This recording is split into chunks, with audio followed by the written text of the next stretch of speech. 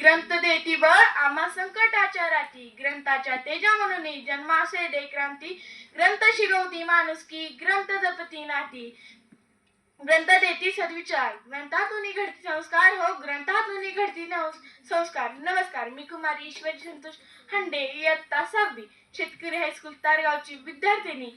सन्माननीय आयोजक आदरणीय परीक्षक व श्रोतेकर यांना प्रणाम करून आज विषय मांडत आहे वाचन एक संस्कार.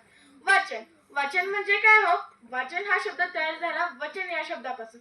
वचन म्हणजे शपथ, ज्यामध्ये श म्हणजे शतक, अर्थातच 100%, व पथ म्हणजे मार्ग, म्हणजे 100% यशाकडे नेणारा मार्ग म्हणजे वाचन. वाचनामुळे माणसावर संस्कार घडतात, वाचनाने माणूस नम्र बनतो व मन व बुद्धी सदैव तल्लुर राहते, नवीन गोष्टी शिकायला मिळतात. वाचन हा संस्कार व संवर्धनाचा महत्त्वपूर्ण उपाय आहे.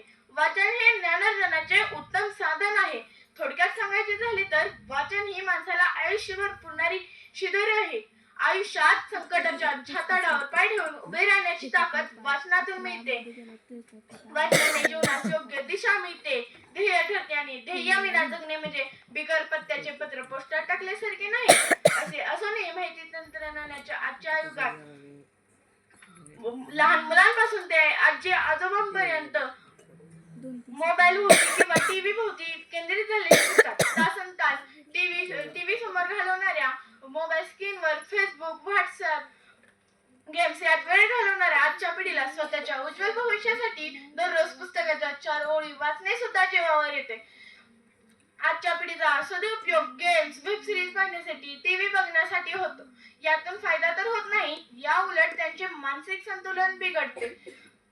त्यांचे मानसिक संतुलन सुधारण्यासाठी गरज आहे वाचनाची. वाचन माणसाला जगायला शिकवते. वाचन हे केलेच पाहिजे. आजच्या विद्यार्थ्यांना वाचायला वेळ नाही, शॉर्टकटचा काळ आहे, प्रार्थना पसायदान पाठ नाही, पण सिनेमातली गाणी मात्र तोंडपाठ आहेत.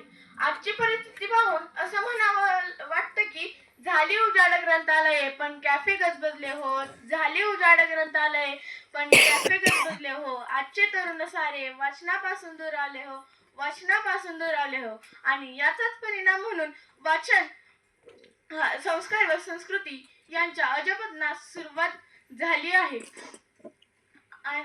आजच्या सर्वत्र मुलांना व मानवांना पुन्हा सांगायची वेळ आली आहे की वाचाल तर वाचाल, कारण पुस्तकाने म्हणजेच वाचनाने माणसाला जगायला शिकवले. मानवाचे मस्तक सुधारले आणि सुधारलेले मस्तक पुन्हा कधी नतमस्तक होत नाही. आयुष्यात ताठमानेने जगण्यासाठी वाचन करणे हा एक उत्तम उपाय आहे. आपल्या देशाचे माजी राष्ट्रपती सन्माननीय अब्दुल कलाम ते सर्वोत्कृष्ट, यांच्या घरी अतिशय बिकट परिस्थिती असतानाही ते सर्वोत्कृष्ट शास्त्रज्ञ म्हणले, राष्ट्रपती म्हणले, ते केवळ वाचनाच्या बळावर. ते म्हणाले होते की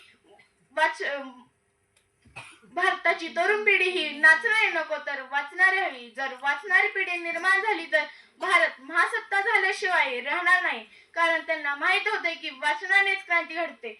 त्याचबरोबर स्वामी विवेकानंद, महात्मा गांधी, भगतसिंग यांनी पुस्तकाची ताकद जाणली होती. तुम्हाला वाटत असेल तर चांगले संस्कार व्हावेत असे वाटत असेल तर वाचन केलेच पाहिजे. जाता जाता एवढेच म्हणेन की तेलाशिवाय किंमत नाही समयेतील वातीला, धारेशिवाय किंमत नाही तलवारीच्या पातीला, आणि पाण्याशिवाय किंमत नाही जमिनीतील मातीला, आणि वाचल्याशिवाय किंमत नाही मानवाच्या मतीला, आणि वाचल्याशिवाय किंमत नाही मानवाच्या मतीला. जय हिंद, जय महाराष्ट्र, जय कर्मवीर.